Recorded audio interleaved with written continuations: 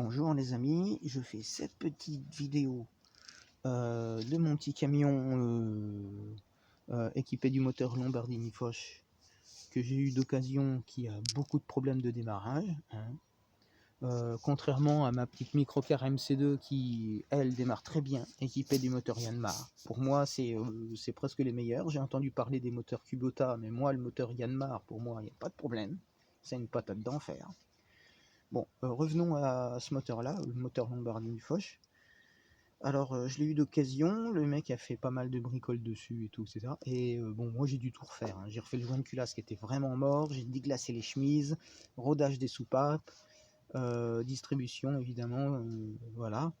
J'ai même dû mettre un démarreur neuf parce qu'il était mort. Alors mon démarreur, il faisait tac tac tac, c'était très chiant. J'étais à deux doigts de démonter le démarreur pour le nettoyer.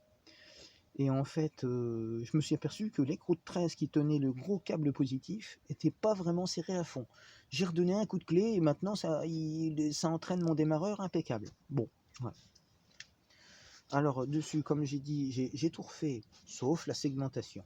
Parce que j'ai pas voulu la faire, mais à des fois, quand il faut, et ben, il faut le faire quand il faut.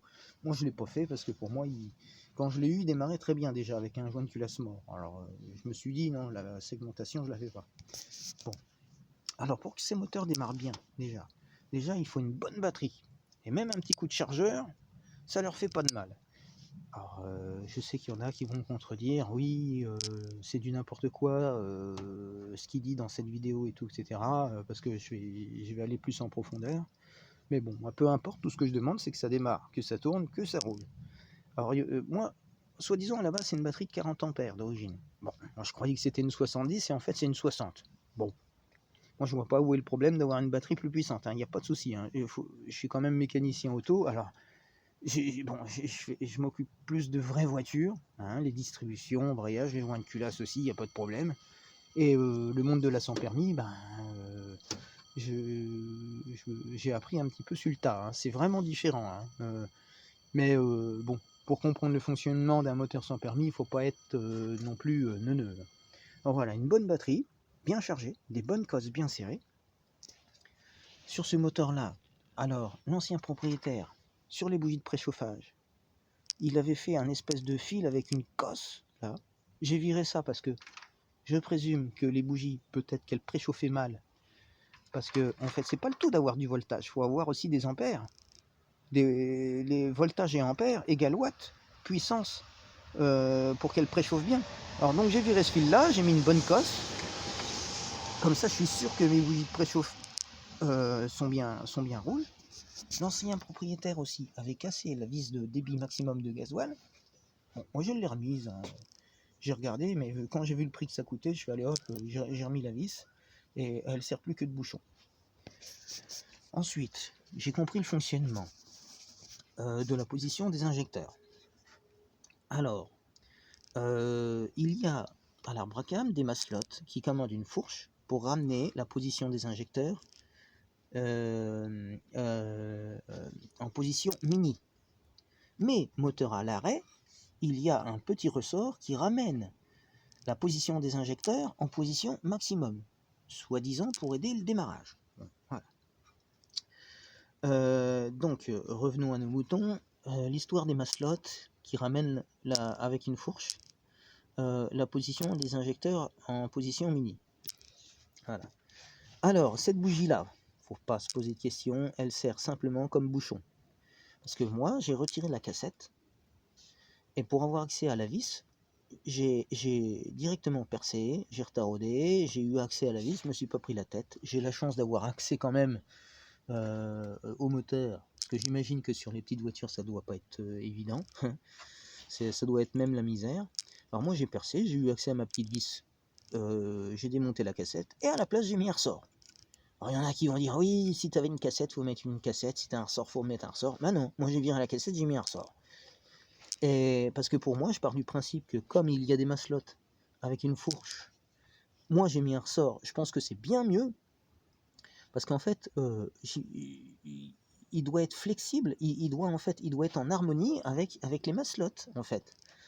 Donc voilà, parce que à savoir que en fait, il n'y a pas beaucoup de hein, dès qu'on accélère, hein, on est tout de suite à fond, hein, en fait.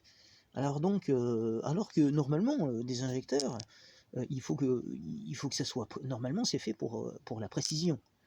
Alors, ces moteurs-là, dès qu'on accélère, on est tout de suite à fond. Bon, alors c'est pour ça que moi, une cassette, disons, une commande rigide, bon, moi j'ai mis un ressort, parce que j'ai vu que sur des forums que certains moteurs étaient équipés de ressorts, moi j'ai mis un ressort. Et comme je disais à l'instant, pour moi il n'y a pas de problème, avec les maslots qui, en fait, qui contrecarence, pour moi, mon accélération est très bonne. Et je roule à 65 km/h GPS, ce qui pour moi est pas mal pour un petit camion. Et en fait, ce que j'ai fait, c'est à l'intérieur le petit ressort qui ramène la position des injecteurs en position débit maximum, soi-disant pour faciliter le démarrage. Eh bien, je l'ai viré, parce que je l'ai mis de côté. Hein.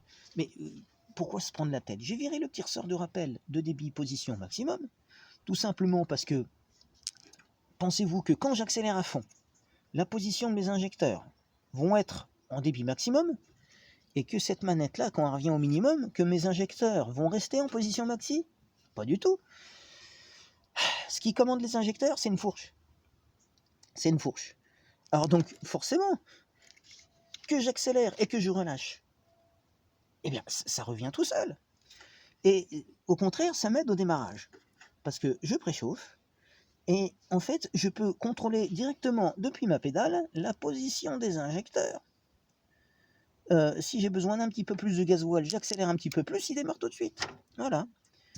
Alors, résultat des courses, avoir du jus, une bonne batterie, des bonnes connexions électriques, hein, au niveau des bougies, au niveau du démarreur, tout, voilà. Et puis après, ça démarre, voilà. Hein, c'est bon. Ensuite, il y en a qui ont parlé des vis de réglage qui pompent les injecteurs. Pour moi, c'est pas ce qui fait le débit. Certes, si ça pompe un peu plus, forcément, ça envoie un peu plus de gasoil. Mais c'est surtout la rampe qui commande les injecteurs. C'est comme des robinets. C'est surtout ça. Alors donc, en ayant retiré le petit ressort, je contrôle moi-même si je veux envoyer plus de gasoil ou pas à ma pédale. Avec ma pédale, c'est tout. Et puis voilà. Et puis les vis de réglage qui pompent les injecteurs, je l'ai fait cet été. Hein, et si c'est pas assez vissé, il démarre pas et il y a de la fumée. Ça, c'était cet été.